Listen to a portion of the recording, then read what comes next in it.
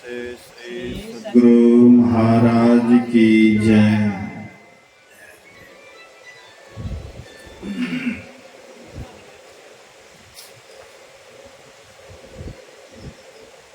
प्रातःकालीन सत्संग में लग रहा था यहाँ पर टोले की कमी है, इसीलिए सत्संगियों की कमी है। लेकिन अभी बुझाता है कि भले ही यहाँ पर अगल बगल में कम घर हैं, लेकिन आप लोगों की उपस्थिति से लगता है कि आप लोगों में बहुत विश्वास है धर्म के प्रति। इसलिए आप लोग दूर दूर से आकर के सत्संग का लाभ ले रहे हैं। तो सब कोई हर्षोल्लास के साथ गुरु महाराज जी की जय जयकार बुलंद आवाज में करें। बोलिए प्रेम से श्री सद्गुरु महाराज की जय। श्री सद्गुरु महाराज की जय। श्री सद्गुरु महाराज की जय। हमको लगता है कि कोई मुंह भी नहीं खोले। कोई जयकार कर रहे थे, कोई मुंह खोलने में उनको लग रहा था शायद पैसा लगेगा। तो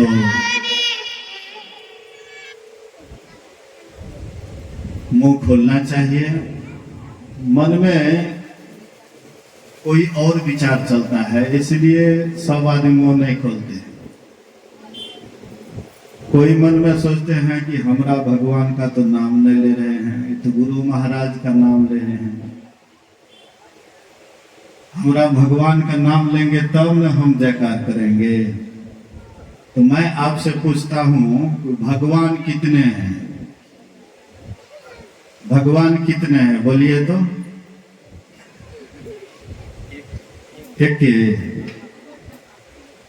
एक भगवान है। राम, कृष्ण, शिव, काली, दुर्गा, सब भगवान भगवती नहीं है। देखिए, ईश्वर तो एक ही है, परमात्मा एक ही है। वही एक परमात्मा अनेक रूप धारण किए। जब जिस रूप की आवश्यकता पड़ी, उस रूप में आकर के भक्तों का कल्याण किए, सज्जनों का उद्धार किए और दुष्टों का संहार किए। जब जब हुई धर्म के हानि, बाढ़ई असुर अधम अभिमानी, करई अनीति जाय नहीं वर्णी, तब तब धरे प्रभु विविध शरीरा, हरहि कृपा निधि सज्जन पीरा। तो जब जब धर्म की हानि होती है, अधर्म का उत्थान होता है, तब तक परमात्मा अनेक रूप धर करके आते हैं, धर्म की स्थापना करते हैं और अधर्म का नाश करते हैं। तो इसीलिए सब कोई समझें कि गुरु महाराज का नाम लेते हैं तो वही परमात्मा का नाम, दूसरा जब है ये नहीं है तो फिर गिनती कैसे करें? वही परमात्मा ही कभी राम के रूप में, कभी कृष्ण के रूप में, कभी शिव के रूप में, कभी काली दुर्गा के रूप में और कभी संत सद्गुरु के रूप में आते हैं और संसार को चेताते हैं। राम आए तो रावण का वध किए, कृष्ण आए कंस का वध किए, भगवान शिव आए बहुत राक्षसों का वध किए। संत महात्मा किसी का वध नहीं करते हैं, किसी को मारते काटते नहीं हैं। संत महात्मा क्या करते हैं तो उनके विचार को बदल देते हैं, उनके जीवन में परिवर्तन कर देते हैं। सिर तो नहीं काटते हैं, लेकिन उनके अवगुण को काट देते हैं, उनके दुर्गुण को हटा देते हैं। संत भगवंत में यही अंतर है।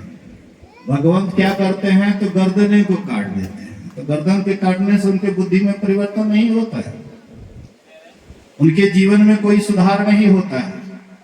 लेकिन संत महापुरुष क्या करते हैं तो उनके अवगुण के जड़ को ही समाप्त कर देते हैं। इसलिए गुरु को ब्रह्मा कहा गया है। गुरु ब्रह्मा के समान है, अर्थात आपके अंदर ज्ञान का उत्थान करते हैं, इसलिए ब्रह्मा के समान है। ज्ञान का जन्म देते हैं, ब्रह्मा के समान है। आपके अंदर जो सद्गुण है उसका देखरेख करते हैं, उसकी रक्षा करते हैं, उसका पालन करते हैं, इसलिए विष्णु के समान गुरु हैं। शंकर के समान इसीलिए गुरु हैं कि आपके अंदर जो अवगुण है उसका संहार कर देते हैं, अवगुण को खत्म कर देते हैं, इसलिए शंकर के समान गुरु हैं। तो बोलिए, गुरु के जयकार में सबका जयकार हुआ कि नहीं हुआ? अब आप लोग सब कोई जयकार कीजिएगा कि नहीं कीजिएगा? ईमानदारी से, बेईमानी नहीं कीजिएगा। बोलिए प्रेम से श्री सद्गुरु महाराज के। अखंड मंडलाकारं व्याप्तं येन चराचरम् तत्पदं दर्शितं येन तस्मै श्री गुरुवे नमः। धन्य धन्य सतगुरु सुखदायक, महिमा कहे न जाए। जो कुछ कहाँ तुम्हारी कृपा, मोते कछो न बसाए। समवेत समादरणीय सज्जन वृंद, आदरणीय माताओं तथा भक्तिमती बहनों, इस परसा हाट इस देहात गांव में रहने वाले परम श्रद्धे वासुदेव बाबू के निवास स्थान पर एक दिवसीय संतमत सत्संग का आयोजन किया है, जिसमें हम आप दूर दूर से चलकर सत्संग स्थल पर पहुंच करके संतों के अमृत वाणी को श्रवण कर रहे हैं। अभी हम लोगों ने माता सबरी के प्रसंग को सुना। माता सबरी पूर्व जन्म में खिखिरनी शरीर में थी। 2008 बाढ़ से पहले लोग खिखिर और खिखिरनी को देखते थे, आवाज भी सुनते थे, लेकिन हमें याद है कि जब से बाढ़ आया है तब से खिखिर और खिखिरनी को नहीं देखते। तो ये खिखिरनी शरीर में पूर्व जन्म में सबरी थी। ऐसे ही कहीं सत्संग भंडारा हुआ, उनमें महापुरुष का पदार्पण हुआ था, पहुंचे हुए संत का पदार्पण हुआ था। उन्होंने जो प्रसाद पाया उनका जूठन फेंका गया और संजोग से वह खिखिरनी महापुरुष के जूठन को खा ली। महापुरुष के जूठन को खाने पर उनमें ऐसा परिवर्तन हुआ कि वह सीधे खिखिरने वाला शरीर से चलकर एक राजकुमार के यहाँ, राजा के यहाँ राजकुमारी होकर के जन्म लेती है। उनके अंदर भक्ति का बीज पड़ गया। जिनके अंदर भक्ति का बीज पड़ जाता है उनको सत्संग से प्रेम हो जाता है। बिनु सत्संग भक्ति नहीं होई, बिना सत्संग के भक्ति नहीं होती है। जिनको सत्संग से प्रेम नहीं है तो समझिए उनके अंदर भक्ति का बीज नहीं पड़ा हुआ है। हाँ, देखा देखी के लिए कभी कभार हम लोग भी चले जाते हैं, वह सत्संग नहीं है कि साल में 1-2 बार कहीं चले गए, वो ठीक से आपके अंदर बीज नहीं पड़ा हुआ। जिनके अंदर भक्ति का बीज पड़ जाता है वो बराबर सत्संग में ही जाया करते हैं। सत्संग के बिना उसको चैन नहीं मिलता है। जैसे हम आप बिना भोजन किए एक दिन भी नहीं रह पाते हैं, भले ही कोई उपवास करते हैं तो 1-2 दिन वैसे ही रह जाते हैं, लेकिन मन में तो भोजन का चाह रहता है। इसी तरह से कि जो सत्संग का बीज जिनके अंदर पड़ जाता है उनको भी बिना सत्संग के नहीं रहा जाता है। तो उनके अंदर भक्ति का बीज पड़ गया था, राजकुमारी होकर के जन्म लेती है, जहां कहीं भी सत्संग होता था तो जाती थी। लेकिन शादी होने के बाद जब वह ससुराल जाती है तो उनको सत्संग में जाने के लिए नहीं देते थे, मना करते थे कि लोग क्या कहेंगे, तुम बड़े घर की बहू होकर के सत्संग में जाएगी, लोग हमारी बदनामी करेंगे। कबीर साहब कहते हैं, बड़े घर की बड़ी बहुरिया सत्संग में नहीं आए, अते ही कारण कुतिया भयो घर घर डंडा खाए। बड़े घर की बड़ी बहुरिया हैं, सत्संग में नहीं आती हैं, तो इसी कारण से, नहीं सत्संग में आने के कारण से वह कुतिया वाला शरीर में, वहां पर जो शरीर छूटता है वह कुतिया वाला शरीर में जाते हैं। घर घर डंडा है, कहीं भी किसी के यहाँ जाते तुरंत मारता है डंडा।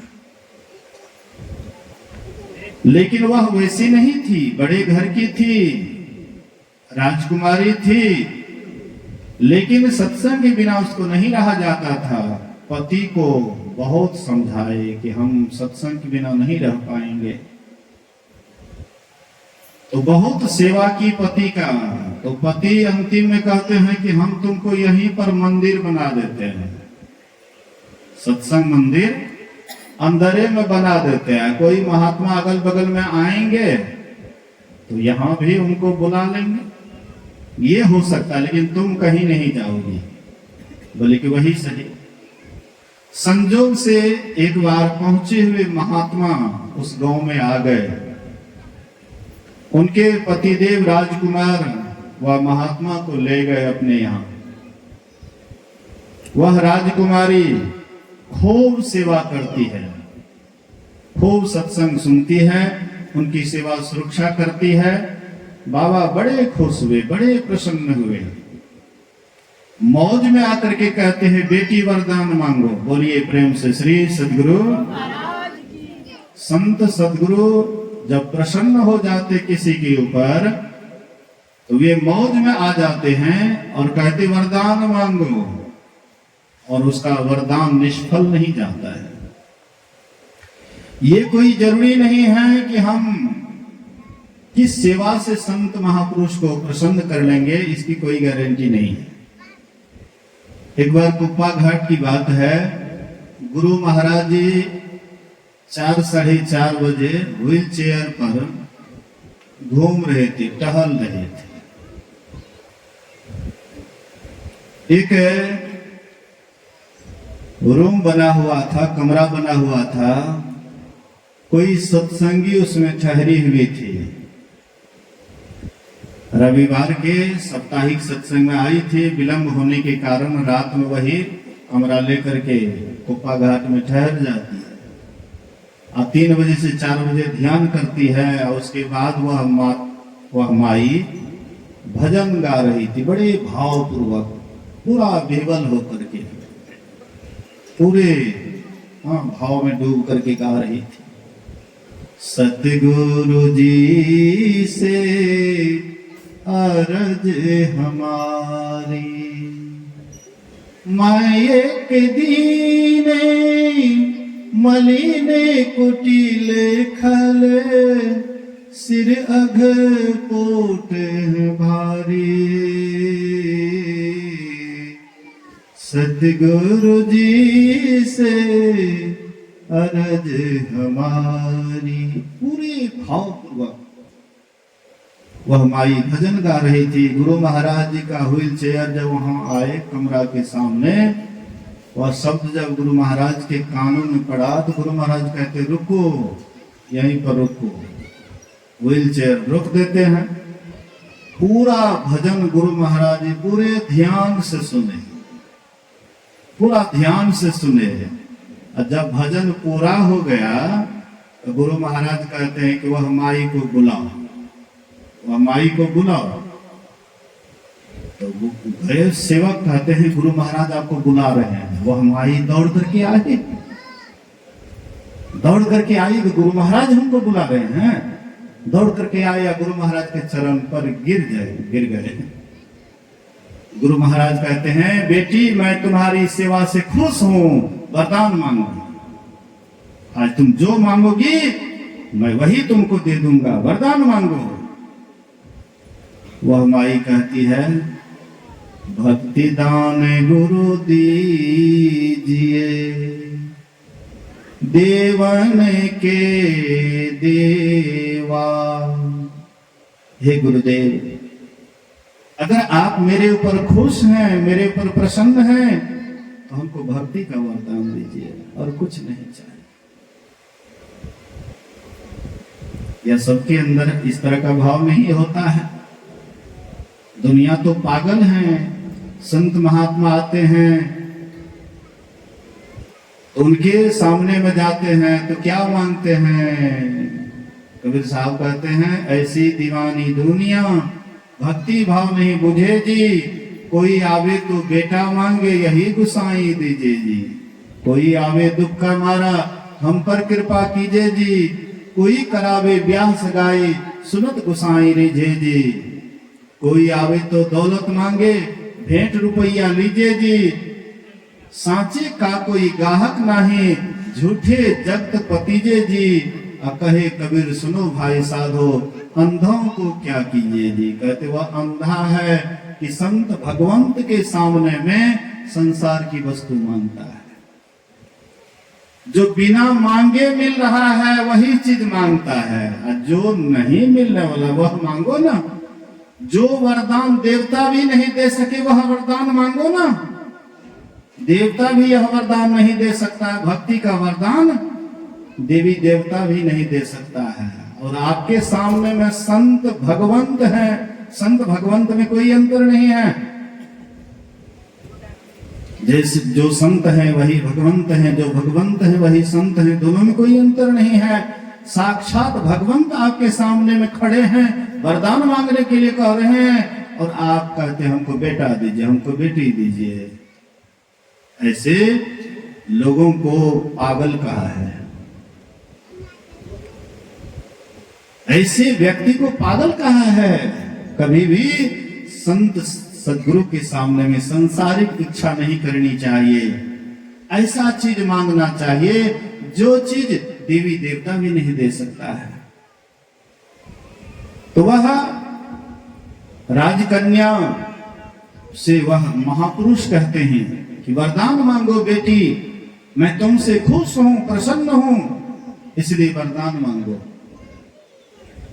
वह मांगती है कि अगर आप मेरे पर खुश हैं, प्रसन्न हैं, तो ये सुंदर शरीर जल्दी छूट जाए और किसी नीच कुल में कुरूपा होकर के, नीच कुल में कुरूपा होकर के जन्म लो। वह महापुरुष कहते हैं बेटी, लोग सुंदर शरीर मांगते हैं,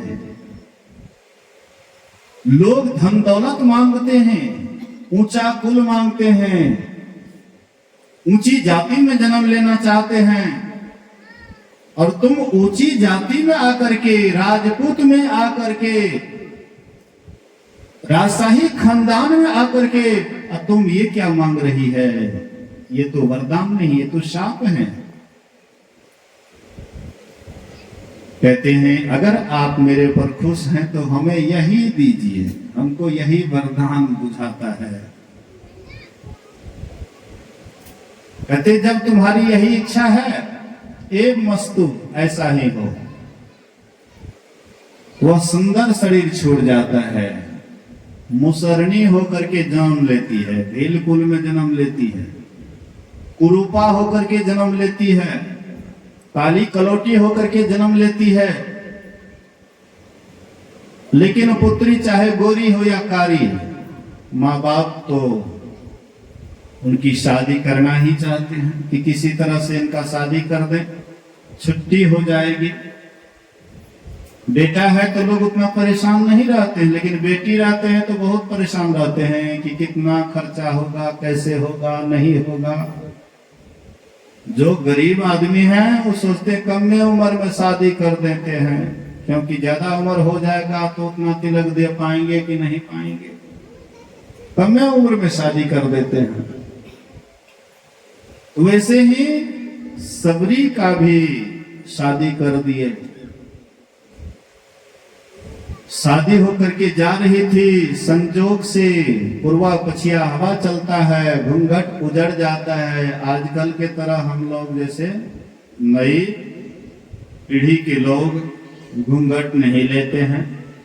पुराने जमाने अभी भी जो बुजुर्ग हैं, बूढ़ी माँ लोग हैं, वो भी अभी भी घूंघट लेती है और पूरा घूंघट लेती है। तो ऐसे सबरी भी पूरा घूंघट ली हुई थी, जा रही थी।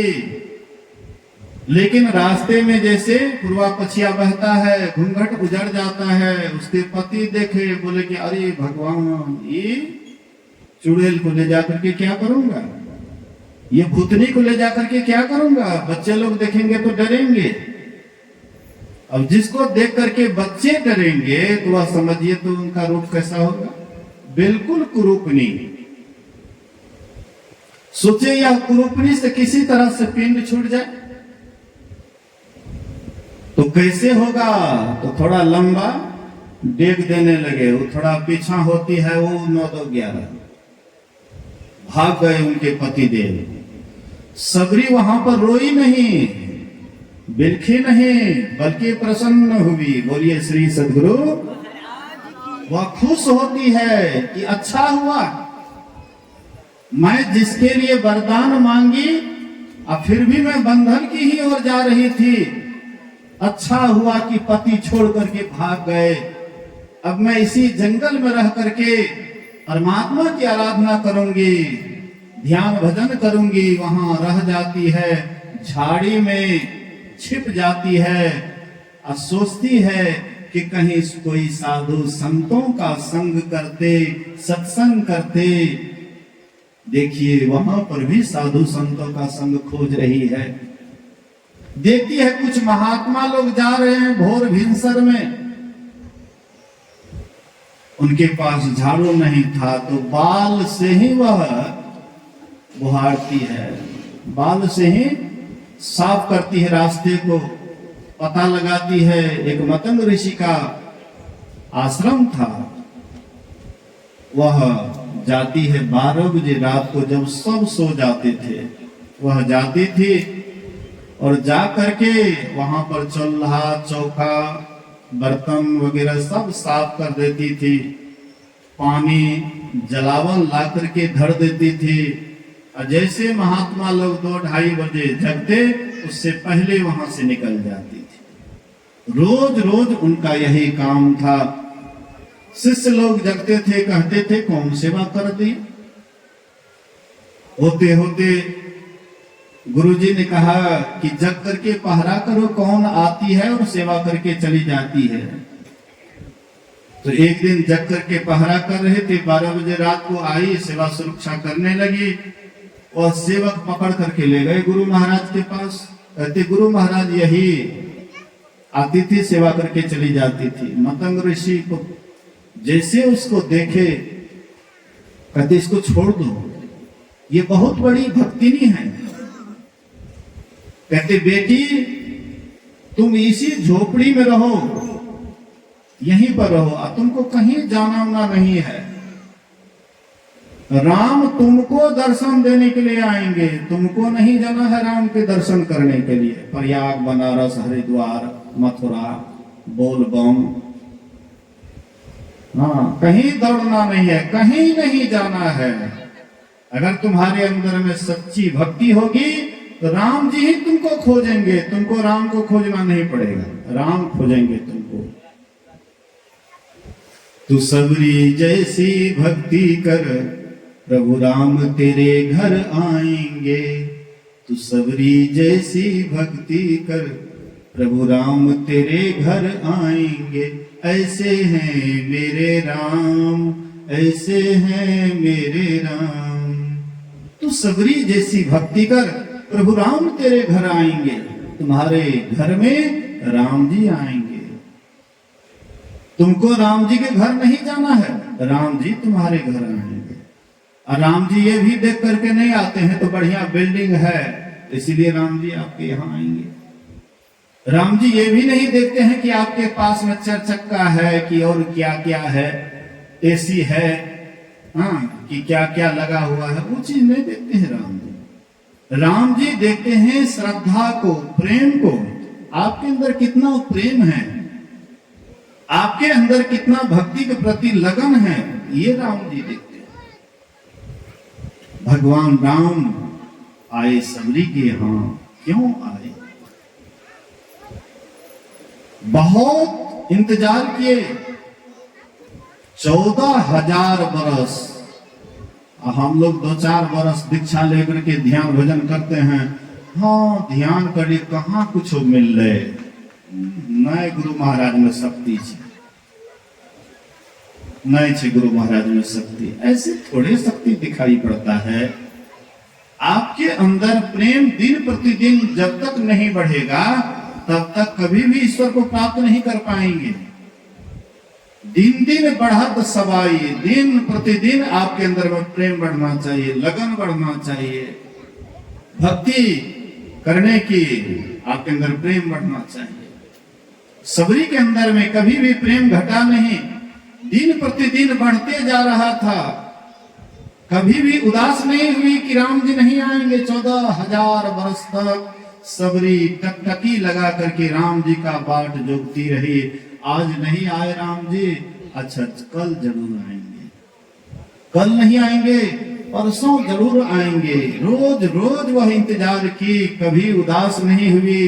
दिन प्रतिदिन बढ़ते गया, बाल सफेद हो गए, शरीर के दांत टूट गए, बिल्कुल वृद्धा अवस्था में चली गई, लेकिन फिर भी कभी उदास नहीं हुई। हम लोग तुरंत उदास हो जाते हैं। जब भगवान राम आए वनवास के क्रम में तो सीधा पहले सबरी के ही आश्रम में आए। बहुत ऋषि मुनि उनके इंतजार में थे कि जब राम जी आएंगे तो सबसे पहले मेरे यहाँ आएंगे। 1-2 नहीं, 88,000 ऋषि मुनि इंतजार कर रहे थे कि भगवान राम आएंगे तो मेरे ही यहाँ आएंगे।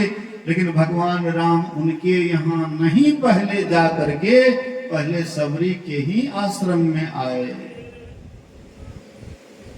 क्या विशेषता थी सबरी में?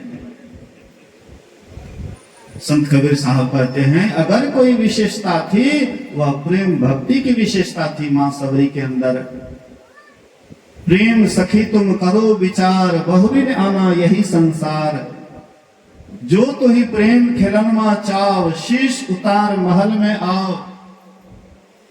खेलत प्रेम बहुत पचिहारी, जो खेली है सो जग से न्यारी। प्रेम खेलनमा यही विशेष, मैं तो ही देखूं तू मोही देख।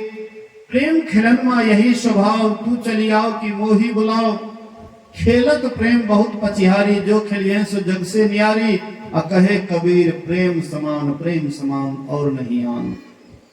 प्रेम के समान और कुछ भी नहीं है। प्रेम बिना जो भक्ति है सो निज डिम्भ विचार। उद्र भरण के कारणे जन्म गमायो सार। बिना प्रेम की जो भक्ति है वह दिखावे वाली भक्ति है, उससे कल्याण होने वाला नहीं है। इसलिए प्रेम चाहिए। प्रेम के ही कारण भगवान कृष्ण दुर्योधन के 56 प्रकार के व्यंजन को ठुकरा दिए। जब भगवान कृष्ण शांति दूत बन करके आए दुर्योधन को समझाने के लिए, युद्ध मत करो, युद्ध मत करो और पांडवों को आधा राज्य दे दो। बोले कि नहीं दूंगा। बोले कि 5 भाई है ना, 5 ही गांव दे दो, वे लोग उसी में संतोष कर लेंगे, लेकिन युद्ध मत करो। कहती वह भी नहीं दूंगा। कहते हैं आप 5 गांव की नाम करते हैं, बिना युद्ध किए हुए एक सुई का नोक भी नहीं दे सकता हूं, और आप कहते हैं कि आधा राज्य दे दो। बिल्कुल नहीं दूंगा। भगवान कृष्ण जब वहां से चलने लगे, द्वारिका से आए हुए थे, थके मंदे, भूखे प्यासे। कोई काम से जब कोई आता है, जब तक वह काम नहीं होता है तो कोनो अंजल नहीं करता है। आप हम लोग भी बरतुहारी जाते हैं ना, तो सबसे पहले देखते हैं कि कैसा मोमेंट है। हल्का फल्का चाय पानी इधर उधर करते हैं, उसके बाद कहते पहले देखेंगे। जब सौदा आपको पसंद हो जाता है तब कहते अब आराम से खाएंगे पिएंगे, और जब तक पसंद नहीं हुआ तो सोचते यहां से किसी तरह से निकल रहे हैं।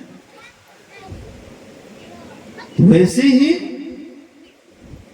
भगवान कृष्ण आए, जो काम से पहले वह काम मंजूर होता तब भोजन करते, लेकिन स्वीकार नहीं किए दुर्योधन, तो वहां पर अंजल नहीं किए। 56 प्रकार का पकवान बनाए हुए थे। बोले कि भोजन कर लीजिए। बोले कि जो हमारे भक्त का नहीं हुआ वो मेरा क्या हो सकता है। हम तुम्हारे यहाँ पानी तक नहीं पिएंगे, दुर्योधन के यहाँ से चल देते हैं। लेकिन जिनके अंदर प्रेम होता है, बिना बुलाए भी भगवान चले जाते हैं। बोलिए श्री सद्गुरु। गुरु महाराज जी एक गांव में समय दिए हुए थे, समय दिए हुए थे। तो एक बच्चा 5-6 साल का एक बच्चा था, उस चौकी को अपने से धोए, आंगन घर को अपने से एकदम साफ सुथरा किए, पानी छिड़के, चौकी धो करके, नया नया अमरूद, पका पका अमरूद तोड़ करके रखने लगे। लोगों ने कहा कि तुम ऐसा क्यों कर रहे हो। बोले गुरु महाराज मेरे यहाँ आएंगे। बोले कि तुम बुड़बक है। अरे फलाने आदमी के यहाँ गुरु महाराज का समय है, वहां जाएंगे, तुम्हारे यहाँ कैसे आएंगे। बोले हमारे यहाँ गुरु महाराज आएंगे। बच्चा के अंदर में बहुत प्रेम, बहुत श्रद्धा, विश्वास। गुरु महाराज उसके घर के सामने आए तो गुरु महाराज कहते हैं गाड़ी रोकिए। कहते हजूर ई घर नहीं छिए जे समय लेलके है, ई घर नहीं छिए।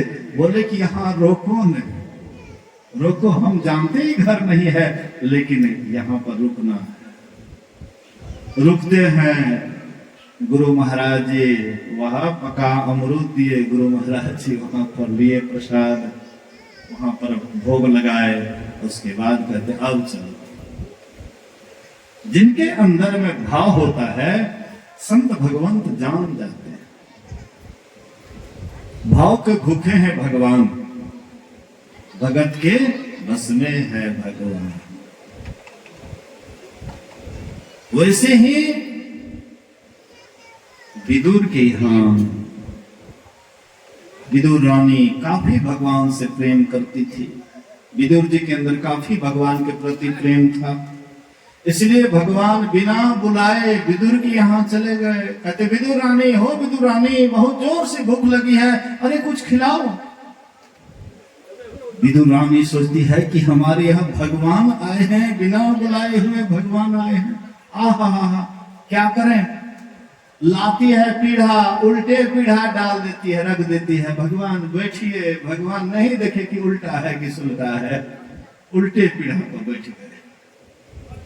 जाती है अंदर, देखती है पका हुआ केला है, लाती है, एकदम छिलका छिल करके भगवान को छिलका देती है, गुद्दा फेंकने लग जाती है। और भगवान लबालब छिलका खा रहे हैं।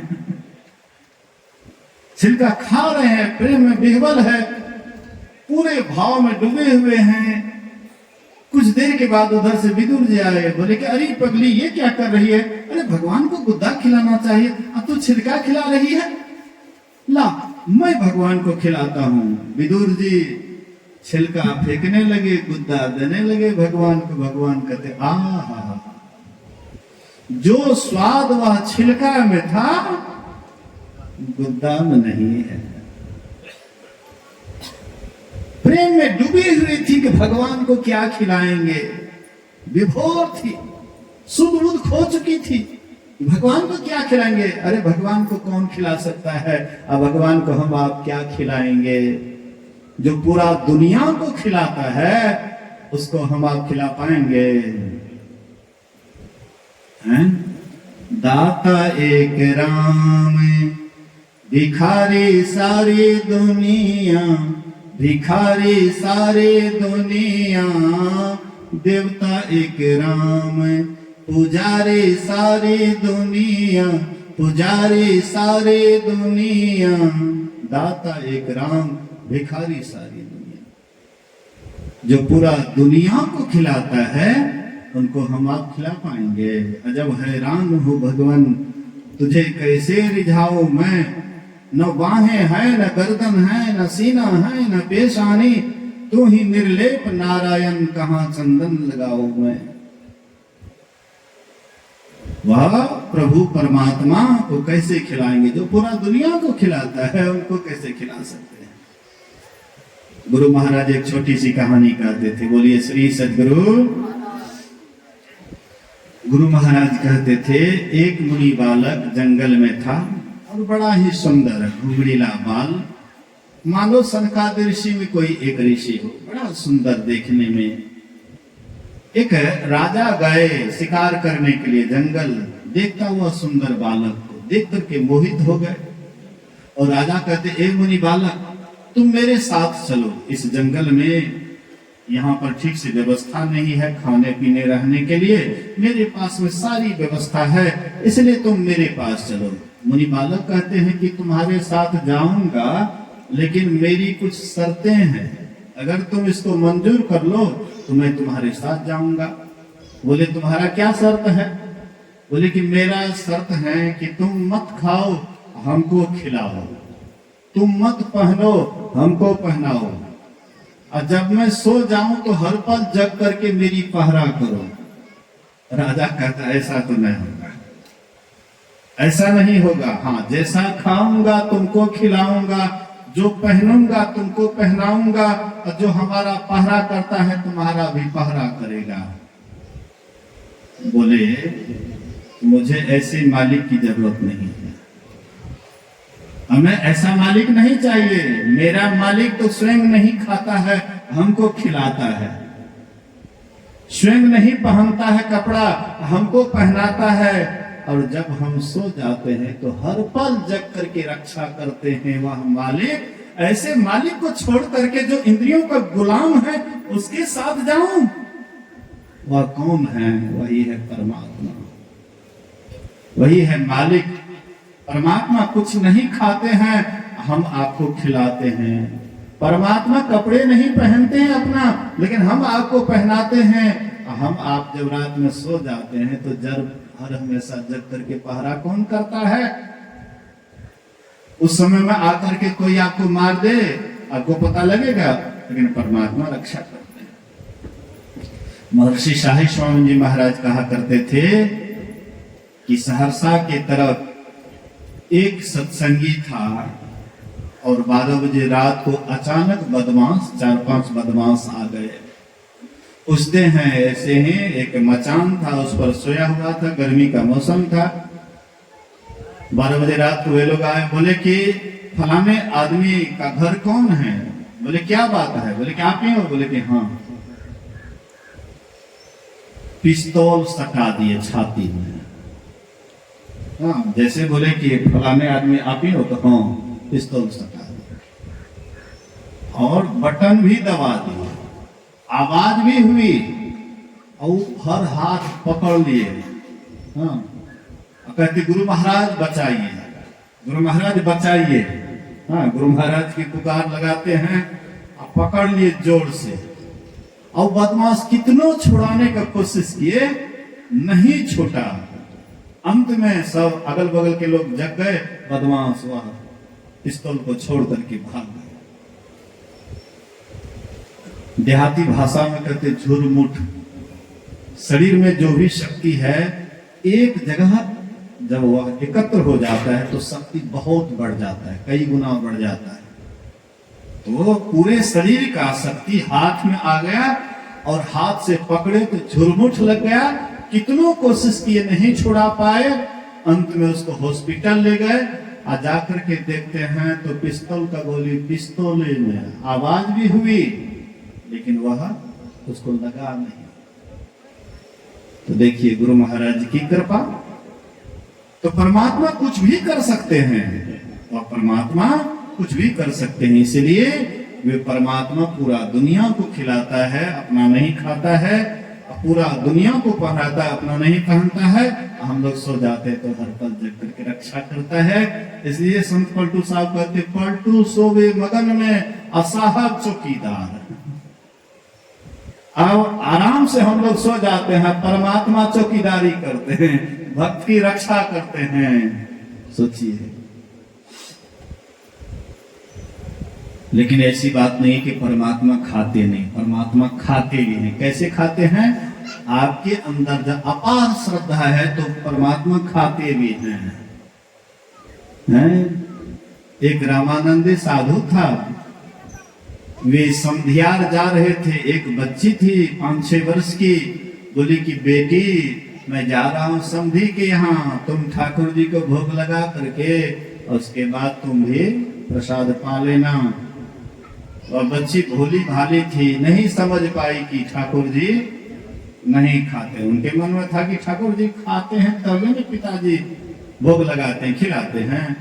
तो प्रसाद बनाती है, खूब बढ़िया से थाली में सजा करके लाती है, और ठाकुर जी के सामने में कहती है, लो ठाकुर बाबा तुम्हारे लिए प्रसाद बनाई, भोग लगाओ। नहीं खा रहे हैं। बोले, ओ ठाकुर बाबा नहीं खा रहे हो, लाज आती है, लो मैं पर्दा लगा देती हूँ। पर्दा लगा देती है, कभी कभी झांक करके देखती ठाकुर जी खाते कि नहीं खाते हैं।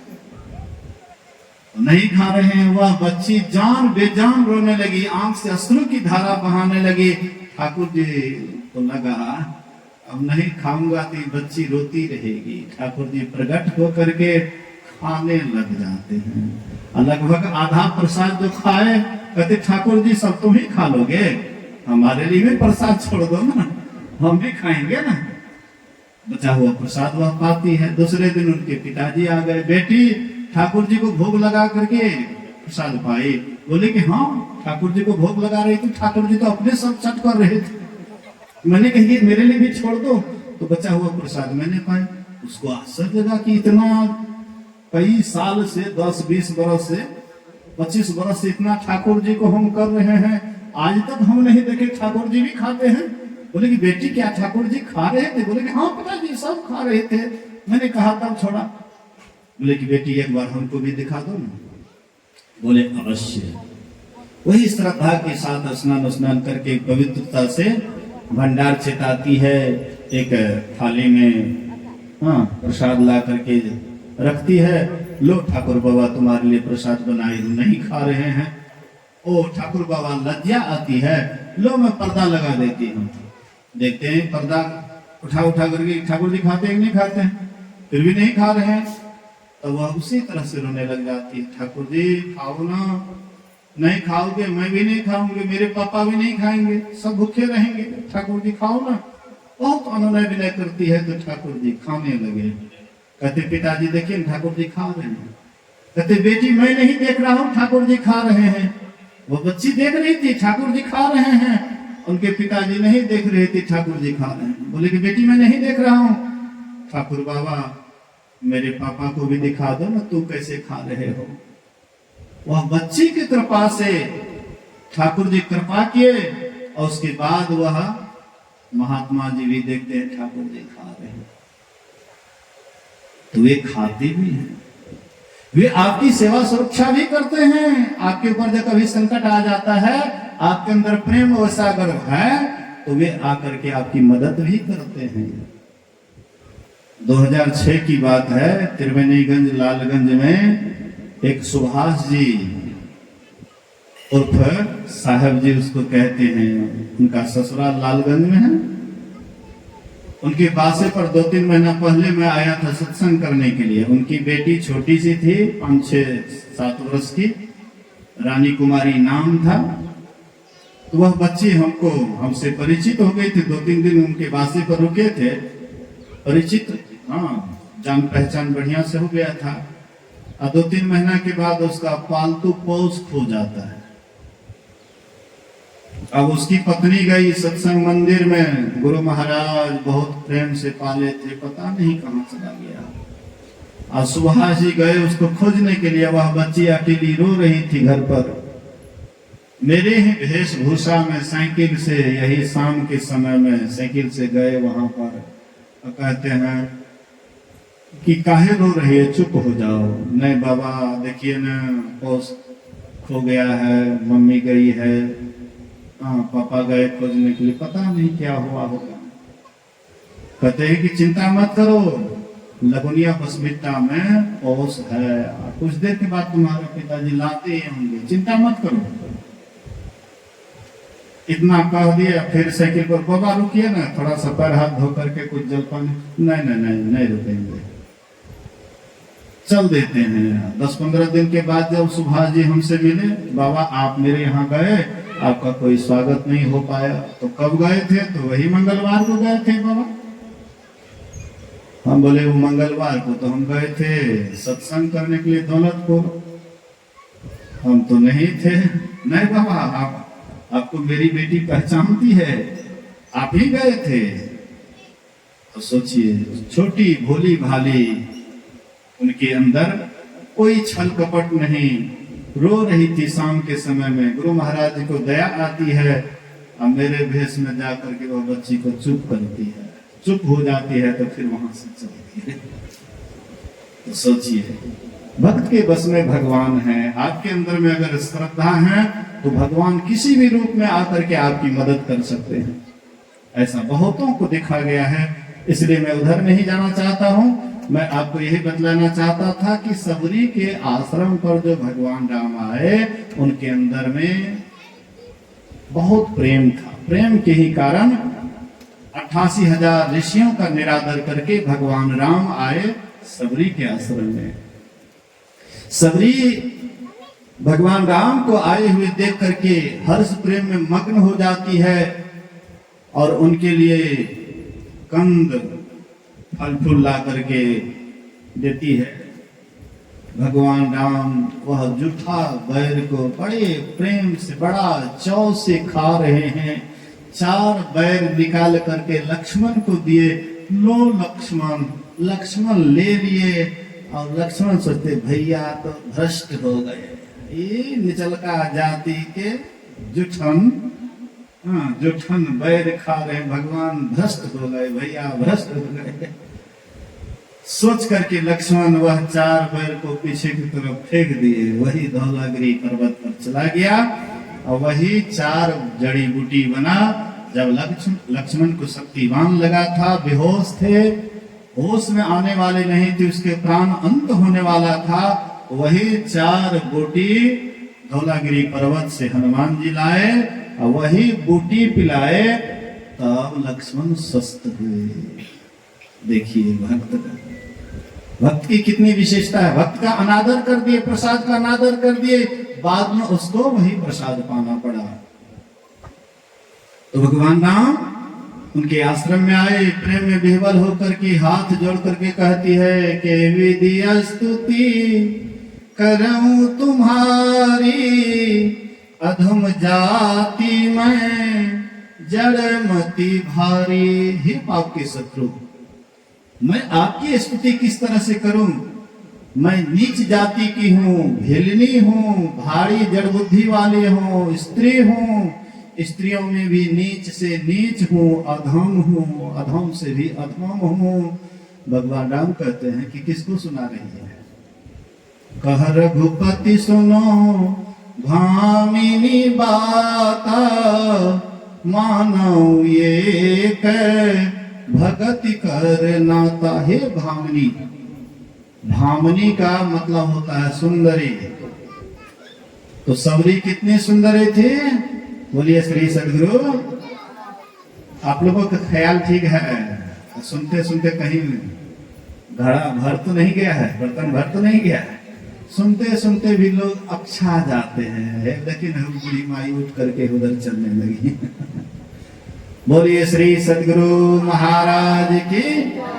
ध्यान से थोड़ी देर सुनिए, ज्यादा देर नहीं बोलूंगा, थोड़ी देर बोलूंगा, लेकिन ध्यान से सुनिए। संजोग होता है, कभी इस गांव नहीं आया था, इस बार संजोग हुआ है। गुरु महाराज की कृपा होगी तो दोबारा भी आ सकता हूं, इसलिए ध्यान दीजिएगा। तो सबरी, मां सबरी कहती है कि मैं अधम हूं, नीच हूं। तो भगवान क्या कहते हैं? तू अति सुंदरी है, तू विशेष सुंदरी है। हाँ, तू विशेष सुंदरी है। कह रघुपति सुनो भामनी बाता, मानव एक भगत करनाता। हे भामनी, हे सुंदरी, मेरी बात सुन। मैं केवल भक्ति का नाता मानता हूँ। जाति पाति कुल धर्म बड़ाई, धन बल परिजन गुण चतुराई, भगत हीन नर सोहई कैसा, बिनु जल बारिद देखिए जैसा। इस बार में बहुत बार बादल लगा, बारिश नहीं हो रही थी, सब आदमी मोटर लगा लगा करके पानी दे दे करके परेशान। अब बाद में इधर आया लोग काफी इस बार पानी दिए। तो वह बादल का कौन काम? इधर फसल सूख रहा है अब वर्षा हेवे नहीं करता है, बादल लग लग करके फिर उड़ उड़ जाता था। कहते इसी तरह से वह व्यक्ति भी शोभाहीन है जो परिवार में, धन में, दौलत में, जाति में, पाति में ऊंच हैं, बड़े हैं, लेकिन भक्ति नहीं है, तो वैसे ही शोभाहीन लगता है बादल की तरह। दूसरी उदाहरण देते हैं संत सुंदरदास जी महाराज कि कोई नारी है, उसको जेवर पहना दीजिए, सुंदर कपड़ा पहना दीजिए, खूब बढ़िया से सलहो श्रृंगार करवा दीजिए, लेकिन नाक कान काट लीजिए, कितना सुंदर लगेगी, सुर्पनखा की तरह कितना बढ़िया लगेगी। कहते वह नाक कटी नारी के समान है जिनके अंदर भक्ति नहीं है। सब कुछ है लेकिन भक्ति नहीं है, तो वह नाक कटी नारी के समान। फिर भगवान राम कहते हैं, हे सबरी, मैं तुमसे 9 प्रकार की भक्ति कहता हूं, तू सावधान होकर के सुन और मन में धारण कर। वहां पर कितने आदमी थे? एक राम जी, दूसरे लक्ष्मण, तीसरे में सबरी, 3 आदमी थे। अब वहां पर कहते सावधान होकर। यहाँ पर तो हम लोग लगभग 150 होंगे या 150 होंगे लगभग। इसमें कितनी सावधानी की आवश्यकता है? पूरी सावधान होकर के सुनना चाहिए। भगवान राम कहते हैं कि मैं तुमसे 9 प्रकार की भक्ति कहता हूं, तो सावधान होकर के सुन और मन में धारण कर। प्रथम भक्ति क्या है? संतों का संग। हम कोनो मत वाले हैं, चाहे रामानंदी, कबीर पंथी, नानक पंथी, दरिया पंथी, कोनो पंथी हैं, शिव चर्चा ही क्यों नहीं है, लेकिन देखिएगा बढ़िया से कि ये 9 प्रकार की भक्ति आपके अंदर है या नहीं है। नहीं है तो आप कोनो पंथी नहीं है, झूठे हैं। ये 9 प्रकार की भक्ति रामचरितमानस में प्रसिद्ध है। ये 9 प्रकार की भक्ति को रामचरितमानस से जब निकाल दीजिएगा तो वह वैसे ही हो जाएंगे जैसे कई मन का शरीर है और उसमें प्राण नहीं है, तो कितना बढ़िया लगेगा। प्राणहीन शरीर कैसा लगेगा? उसका कोई आदर करेगा? घर के कहत सवेरे काढ़ो भूत होए घर खई हैं, वह तो भूत हो जाएगा। इसीलिए तो मतलब रामचरितमानस से अगर नवधा भक्ति निकाल दीजिए तो सारहीन हो जाएगा रामचरितमानस। उसमें सार अगर है तो ये नवधा भक्ति है। महाभारत में से अगर गीता ज्ञान को निकाल दीजिए तो महाभारत भी खोखला पड़ जाएंगे। इसी तरह से रामचरितमानस में ये नवधा भक्ति सार है। तो प्रथम भक्ति संतों का संग अर्थात सत्संग। दूसरी भक्ति है सत्संग में जाते हैं तो कथा प्रसंग को प्रेम से सुनना, यही हो गया दूसरी भक्ति।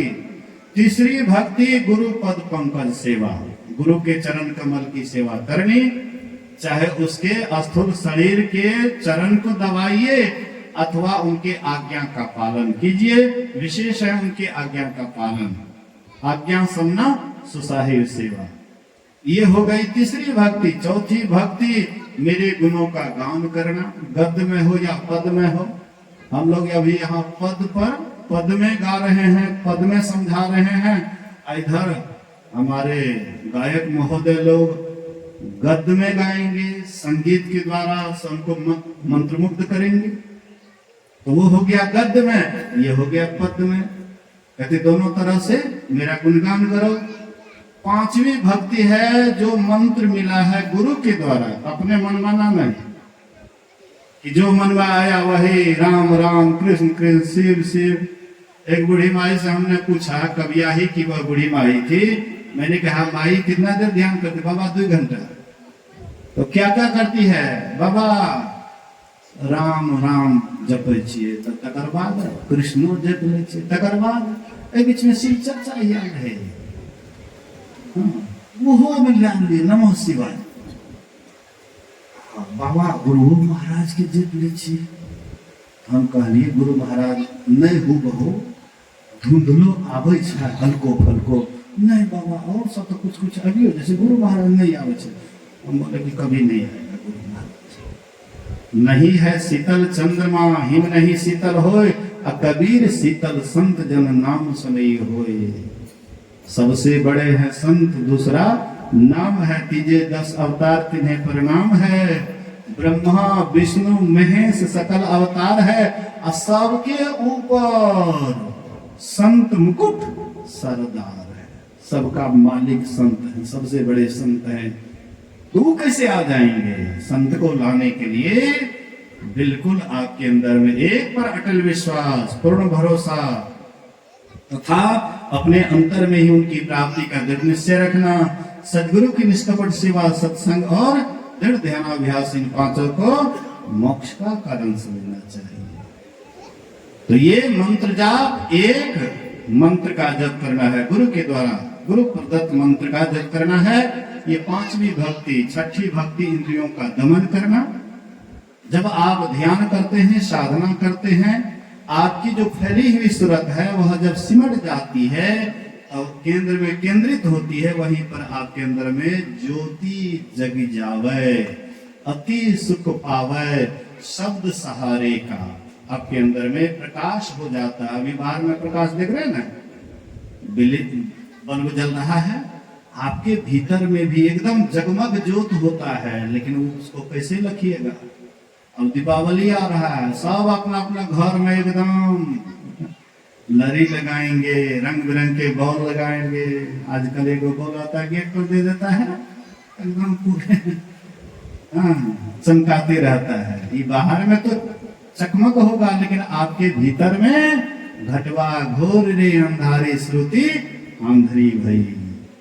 सुधि बुद्धि भागी तम गुण लागी, गुरु ने सुधि दई, अटकवा ताकन दियो बताई, तिल खुल तिमिर फटी, घटवा घोर रे अंधारी श्रुति आंधरी भई। संसार में खूब प्रकाश कर लीजिए, लेकिन वह प्रकाश आपके भीतर को नहीं प्रकाशित कर सकता है। इसलिए अंदर का प्रकाश चाहिए, भीतर का प्रकाश चाहिए। भीतर के प्रकाश के लिए अंतर साधना कीजिएगा, दृष्टियों की क्रिया कीजिएगा, तब आपके भीतर में प्रकाश होगी। और जहां प्रकाश होती वहां पर आवाज भी होता है, शब्द भी होता है। बिंदु में तहनाद बुलाए रैन दिवस सुहावनम, जहां प्रकाश वहां शब्द। तो वहां पर आपकी दृष्टि टिकेगी, आपके अंदर में आवाज सुनने के लिए मिलेगा। अनहद नाद बजती है 5 नौबतें, सुनी एक एक को, प्रत्येक पे चढ़ जाई के निज नाह खोजना, निज तन में खोज सज्जन, बाहर ना खोजना, अपने ही घट में हरि है, अपने में खोजना। इस तरह से बिंदु और नाद की साधना करिएगा। और बाद में अनहद से अनाहत शब्द मिलेगा, जिसको सार शब्द कहते हैं। वही सार शब्द परमात्मा से ले जाकर के मिला देगा। साधना का यहाँ अंत हो जाएगा। 7वीं भक्ति तक ही साधना है, 8वीं भक्ति 9वीं भक्ति उसका फल है। 8म जथा लाभ संतोषा, सपनहु नहीं देखा ही परदोषा, 9म सरल सब संचलहीना, मम भरोस यह रस न दीना, नवमः एकम जिनके होई, नारी पुरुष सचराचर कोई, सोई अतिशय प्रिय भामिनी मोरे, सकल प्रकार भगति तिर तोड़े। इस तरह से क्रम क्रम से एक एक भक्ति करके 7वीं भक्ति तक साधना, अंत में 8वां और 9वां उसका फल है। सब आदमी सुनिए, समझिए, अपने जीवन में उतारिए। यह जो सत्संग करवाए हैं परम श्रद्धेय वासुदेव बाबूजी, बहुत सुंदर काम किए हैं। मैं गुरु महाराज से प्रार्थना करता हूँ कि इनके परिवार के अंदर में भक्ति भावना की वृद्धि हो। आप लोग भी जो दूर दूर से यहाँ आए हुए हैं, अपना अनमोल समय यहाँ प्रदान किए हैं, आप लोगों के लिए मैं गुरु महाराज से प्रार्थना करता हूँ कि आप लोगों का भी इहलोक और परलोक दोनों जीवन सुखमय हो। इसी वचन के साथ बोलिए प्रेम से श्री सद्गुरु महाराज की।